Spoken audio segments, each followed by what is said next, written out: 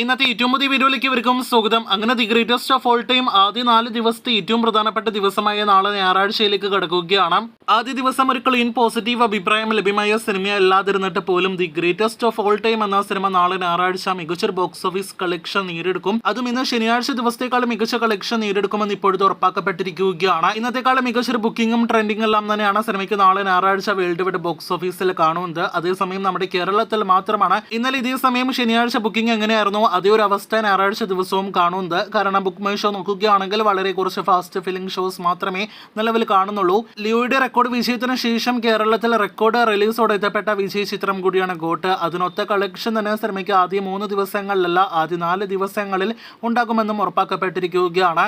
നാളെ ഞായറാഴ്ചത്തെ കളക്ഷനോട് സിനിമ കേരളത്തിൽ മാത്രം 10 കോടി കളക്ഷൻ കടക്കാനായിട്ട് ഒരുങ്ങുകയാണ്.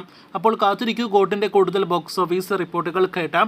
ഇതിനിടയിൽ ഇന്നലത്തെ ഇതുപോലെ തന്നെ ഗോട്ട് എന്ന സിനിമ ഇപ്പോൾ തിയേറ്ററുകളിൽ ഉണ്ടെങ്കിലും വാഴ എന്ന സിനിമ ഇന്ന് കളക്ഷൻ വർധന കേരളത്തിൽ നേടിയെടുത്തിരിക്കുകയാണ്.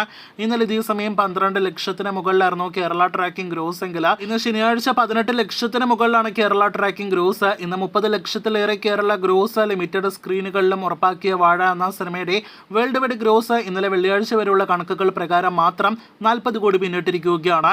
41-42 കോടി റേഞ്ചിലേക്ക് നാളെയോടെ സിനിമയുടെ വേൾഡ് വൈഡ് കളക്ഷൻ എത്തും. വാഴ ബോക്സ് ഓഫീസിലെ വലിയ വിജയ സിനിമയായിട്ട് മാറിക്കഴിഞ്ഞിരിക്കുകയാണ്. ഇനി അവസാനമായിട്ട് തെലുഗു സിനിമ സരിപ്പോത ശനിവാരം എന്ന സിനിമയിലേക്ക് വരികയാണെങ്കിൽ ഞാൻ ഈ സിനിമയുടെ വേൾഡ് വൈഡ് ഗ്രോസ് അങ്ങനെ 75 കോടി പിന്നിട്ടിരിക്കുകയാണ്. ഇനി കൃത്യം 15 കോടിയോളം രൂപ cinema world wide gross collection നേടിയെടുക്കണം തിയേറ്ററുകളിലെ ബ്രേക്ക് ഈവൻ ആകാനായിട്ട്. 90 കോടിയാണ് സിനിമയുടെ ബ്രേക്ക് ഈവൻ പോയിന്റ്.